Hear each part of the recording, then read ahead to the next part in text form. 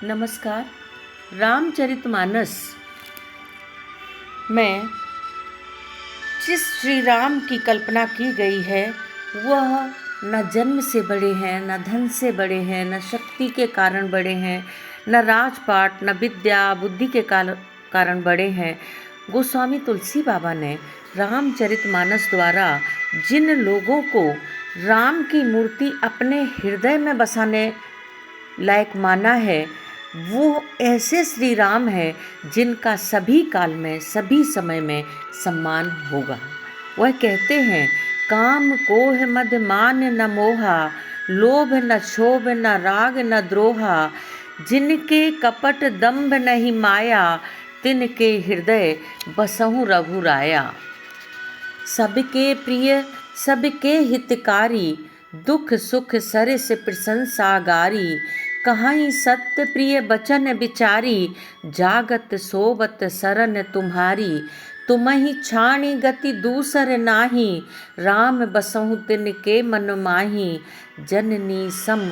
जानहि पर नारी, धनु पराव बिस ते विष भारी, धन पराओ बिसु ते विष भारी, जे हर सही पर संपत्ति देखी, दुखत होई पर विपत्ति विशेखी, जिनहि राम तुम प्राण प्यारे, तिनके मन शुभ सधन तुम्हारे, तिनके मन शुभ सधन तुम्हारे। इन चौपाइयों में तुलसी बाबा ने बताया कि लोगों का हृदय राम के निवास के लिए उचित स्थान है। यानी यह कहा है कि वे लोग भगवान के भक्त हैं जिनको न काम, क्रोध, मद, अभिमान, मोह, लोभ, क्षोभ, राग, द्वेष, कपट, दंभ और माया नहीं है, जो सबके प्रिय और सबका हित करने वाले, जिनके लिए दुख और सुख, बड़ाई और गाली समान है, जो विचार कर सत्य और प्रिय वचन बोलते हैं और जो सिवाय भगवान के किसी का सहारा नहीं चाहते, जो पराई स्त्री को जन्म देने वाली माता के समान मानते हैं, पराया धन जिनके लिए विष से भी बढ़कर है, दूसरे की संपत्ति देखकर जो हर्षित होते हैं, दूसरे की विपत्ति देखकर दुखी होते हैं, उन्हीं के मन में श्री राम रहते हैं। तुलसी बाबा ने जिन गुणों का निरूपण किया है वे वैदिक काल से लेकर आज तक के आधुनिक मनीषियों के हृदय में मानव मात्र के लिए कल्याणकारी रहे हैं। वे लोग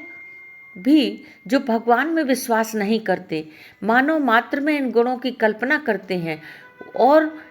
यह ऐसे मूल्य हैं जिनका जीवन में सदा ही महत्व रहता है। ये मूल्य जिनकी चर्चा रामचरितमानस में तुलसी बाबा ने की है, मनुष्य की भावनाओं को उदात्त बनाते हैं। तुलसी बाबा ने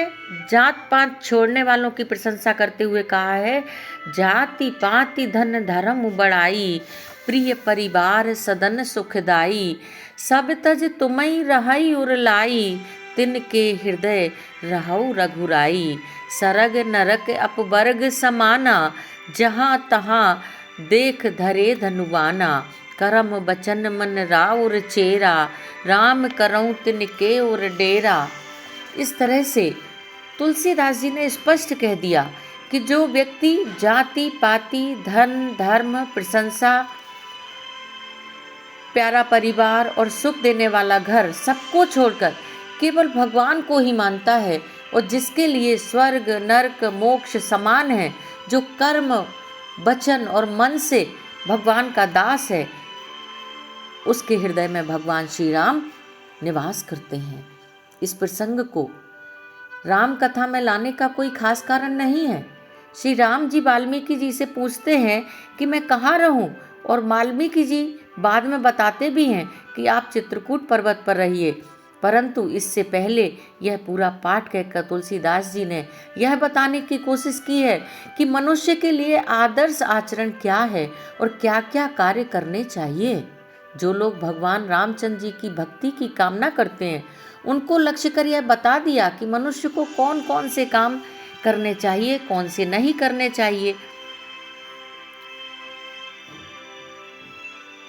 प्रत्येक व्यक्ति जो किसी न किसी धर्म में विश्वास रखता है, अपने सदाचरण और भक्ति भाव के फल स्वरूप विभिन्न धर्मों में वर्णित स्वर्ग की कामना करता है और हिंदू धर्म में स्वर्ग से भी आगे जाकर मोक्ष की अभिलाषा करता है, तप, साधना, पुण्य आदि उसको करने पड़ते हैं।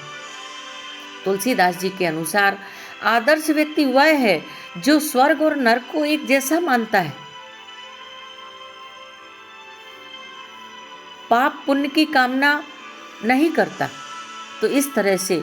रामचरितमानस में तुलसीदास जी ने अपनी विशाल और व्यापक दृष्टि का परिचय देते हुए कहा है, कीरति भनति भूति भल सोई, सुर सरी सम सब कह हित होई। यानी वही कीर्ति, वही कविता, वही संपत्ति उत्तम है जो गंगा जल की तरह सबका हित करने वाली हो। साम्यवाद के व्यापक से व्यापक प्रचार से यह बात आगे बढ़ती है, क्योंकि यह संपत्ति और साहित्य को ही सभी लोगों में बांट देना नहीं चाहती, बल्कि कीर्ति का भी ऐसा वितरण चाहती है कि उससे सभी लाभान्वित हो सकें। तो कीर्ति, कविता और संपत्ति, कीरति भनति भूति भल सोई, सुर सरि सम सब कह हित होई, सर्वे भवन्तु सुखिना सर्वे संतु नरामया को तुलसी बाबा ने वाणी दी है। जय सिया राम।